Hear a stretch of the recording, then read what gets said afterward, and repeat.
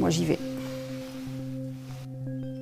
Le geste est rapide, avec un subtil équilibre entre maîtrise et lâcher-prise.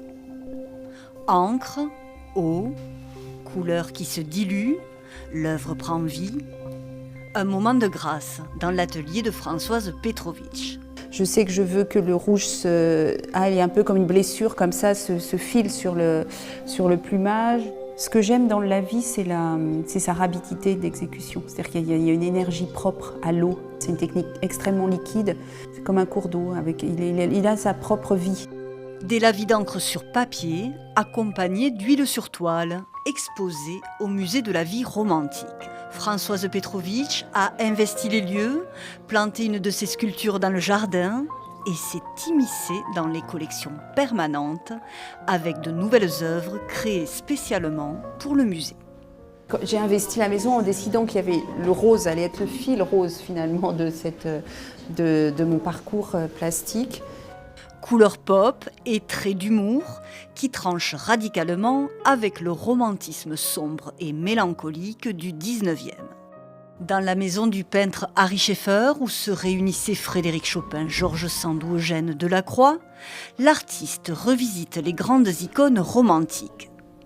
Dans l'une des salles consacrées à Georges Sand, elle a refait le portrait de l'illustre écrivaine. C'est une femme d'aujourd'hui, elle est moderne, c'est une femme qui était d'une multiplicité et d'une force. Elle s'est battue toute sa vie pour l'éducation des petites filles, par exemple, de tout milieu. Donc elle avait un côté très engagé socialement. Elle était féministe, comme on peut dire féministe au 19e. Les aquarelles de Georges Sand et la nature, terreau fertile d'inspiration pour les artistes romantiques, ont aussi influencé les paysages de Françoise Petrovitch.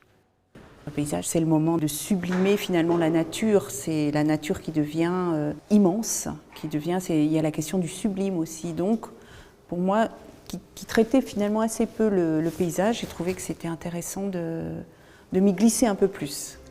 Des îlots imaginaires, terres de rêverie, qui alternent avec visage et corps de jeunes gens. La jeunesse, thème de prédilection de l'artiste depuis plus de 3 décennies, avait selon elle toute sa place au musée de la vie romantique. Les romantiques sont des gens jeunes, ce sont des gens qui ont 25, 30 ans, même plus jeunes, et qui sont dans une espèce de rébellion aussi, de dire autrement le monde, de le ressentir autrement.